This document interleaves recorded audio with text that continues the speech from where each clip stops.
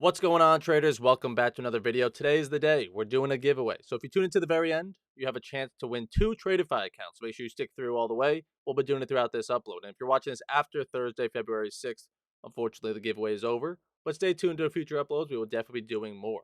Today I want to talk about my setup that simply has been printing money, to say it respectfully and humbly, for the past 3 months. I still haven't lost a losing day in now 26 straight days. And it's just by looking for this simple, repeatable, and honestly a boring setup. It's not chasing high momentum. It's not doing mean reversion. We're trying to call the tops, call the bottoms. It's waiting for a pullback off a key level and trading back in the direction of trend. And the day that we're taking these trades, the trend has to be pretty obvious. So you should probably see these setups yourself. Now it's just a matter of being patient for these setups. But without further ado, we'll do the giveaway. Let's get right into this video and talk about some of the trades that we're looking at this week. So first trade of February. So nice little small win because I wasn't super confident in the size of it, of how much I wanted to put on, but we could just continue the streak to all green so far in 2025. Let's go to the DRC here on TradeZella, and we'll look at just the markup first, or actually we can go to the charts, because first things first, I talk about it in previous videos. I talked about it on the ASFX TV streams where I trade these setups live every day through the New York Open, that these type of opens, it's very good to say that, okay, now we look super bullish. That's a good thing that we have clear sentiment of the direction we want to go. But part of it being so strong is it's kind of leaving without me. I can't get too involved when it's this high up, unfortunately, to my current plan. So I kind of just got to watch and wait for it to do whatever it wants and sit on the sidelines through these small pullbacks and see it keep going higher like I think it wants to. But I have to have the patience and discipline to say, yeah, but you can't get in up here. I mean, it's not repeatable the way you've been doing it. So I just watch it go without me. But I have that faith and that confidence that at any moment my plan could present. So just because it doesn't look like it wants to pull back up here, my God, this thing's just going to keep on ripping forever. It can turn around at any point and give me what I want. And thankfully, again, we get that lesson and it prints us money once again. We get that pullback to the New York VWAP. So let's put on a high day anchor here. Now we get the bounce off a key level. First things first, actually, I have it drawn up on the micros for you guys just to keep the markup nice and clean. That first things first, we could use that initial balance stat, like I was saying early in the morning over here on the left. By taking out such a bullish rip at the open, plus taking out the initial balance high, we now probably only want a single break. 77% of the time on Tuesdays, we only break one side. So that kind of rules out we now break the bottom and double break. That would only happen 23% of the time. I'm not really betting on that, especially when structure's not telling me that wants to happen.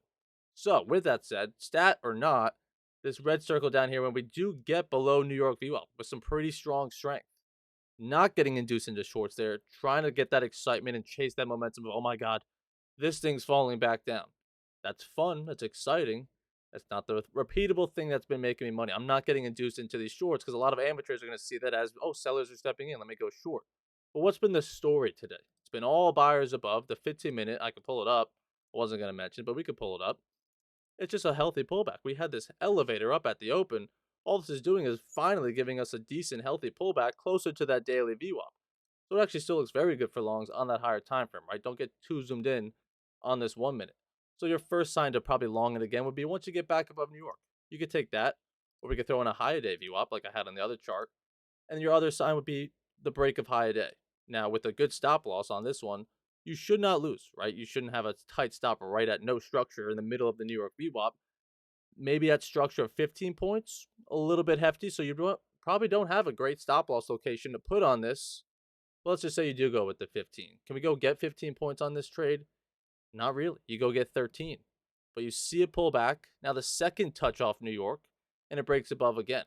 Maybe now we got some more reasonable risk to put on. We could have 8 point stop. This is now, let me get rid of this red circle here. We now have a higher low heading into this entry and the second break of high day. So I really like that buyers are holding this structure. We're starting to turn that right side of the V. Not gonna even drag this over.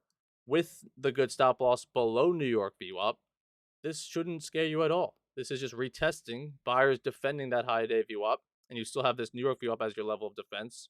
The structure has been bullish all day. The sentiment's bullish. You shouldn't be freaked out of your long just because it's moving a little slow. The market does not move on our time, so you're just going to have to sit through this until you get new information, aka a break below all these VWAPs again. Other than that, the longs still look good. So you sit through it, you risk 8 points, you go get 16 or 15. So definitely a 1R winner there. But I think this isn't a bad trade, this first one. I'm really not trying to be picky or hindsight bias of don't take this one, because that one clearly goes 1R. You could definitely take this one. I just don't love the ones where it's such a move up of we can measure it here. From the bottom to that break, that's 15 points. I want 15 points. That's the move I want. So now I'm getting in and I want to ask for another 15 points straight up. So now I'm expecting us to just rip higher for 30 points. It could definitely happen, but the odds that we get these higher lows on the way to making those 30 points is probably more favorable. So rather than chasing just a straight up break of a high a day, because that one was pretty straight up, see if it can create a higher low for you, and you might get a worse price because maybe you buy it over here. But now you're getting more structure to work with these higher lows to have a better stop. Right? Everybody follow that? So just those little nuances. But regardless, the lesson of that is do not take this short and take some sort of long. You maybe could even play the bounce off New York if you really like the long bias today. That wouldn't be a bad idea at all. We have the stats and we probably only single break, all these good things. Now, with another thing we do have, let me see if I have it marked up. Did the initial balance, we did the no short. What's this one? This is probably the losing trade of the day, right? New high a day, pull back to opening range high, or initial balance high, excuse me, and a break of high day. Definitely nothing wrong with it structurally. I mean, that is trending higher still. I want to be a buyer. The one thing you can maybe say is that it's not an opinion. I mean, it is my opinion, I guess. It's pretty overextended at this point in the day. I thought it was overextended over here. I wanted to retest to New York at this point, and then we made another new high without pulling back to New York. So this thing has been overextended in my mind for like 2 hours, but the market doesn't care about what I think. It's going to keep going higher. So you could definitely take this. I think if you do, you have plenty of reason to. You can't hate it because if it did pop higher, you'd say, yeah, duh, I got to be a buyer there. So I'll give you that one. But I think this is also just shaken up by like news at right at the 12:15 or so. You probably just have to take that loss on the chin. But going back to this chart, like we could say on this 15-minute, if I drag it over, that first long that you're taking, let's go on a daily VWAP because it went away now since it's the changeover. Definitely bullish. We made a new high here at the open, not from the day, but just new high, new high, new high since that 9:30. That one long that you're taking on that 1 minute break is up here, right? So not terrible, but definitely not as good looking as when you get this big red bar pulling you back. I like to say like filling the space between current price of where you wanted to long it up here and the daily view up. There was all of this space that was empty at the time. So to see it fill with that red bar here, and then now we're getting breaks of a high day view up in these trades we have on the right side, it looks a lot better in my opinion. Now it doesn't look so overextended, right? Because if we just replay it back to here, it's gonna be a lot of drawings on it. But there's a lot of gray space that hasn't been filled at all, not even attempted to. So just small things like that. I'm looking for. Give me a little bit lower, please, and then I'll go continue that trend back higher. Another thing that we talked about on stream this morning of how you could maybe gotten in earlier because you really like the longs. You just saw it here on the second on the left side here. We have all-time high view up being held overnight. That's definitely nice and bullish. I can now remove that because you guys know that is there. But even also throw on a yesterday's New York, also a start of week if you want to call it that. We held that and the all-time high. So once you get above the overnight view up here at the open at 9:30, you definitely could support longs because you had that green view up going along here. You're now above the overnight. Everything looks like longs. And I point about this all the time of these 1 minute plays that we're looking for, which is very well. That's very valid. It's only a short week. It's only Tuesday, but just looking at is this overnight, meaning we're bearish? Oh my god, we're looking for shorts today. It could if we get more information, like I said, below that all-time high drop and below this yesterday's New York. But as long as we're above that, I cannot predict that or want that or make sense of that. Because so far this week, we had the big gap down, but since yesterday, these are just creating higher lows. And we didn't quite go make the higher high yet, but maybe tomorrow. Right? That the trend is still overall leading bullish. That longs make more sense or they're stronger overall.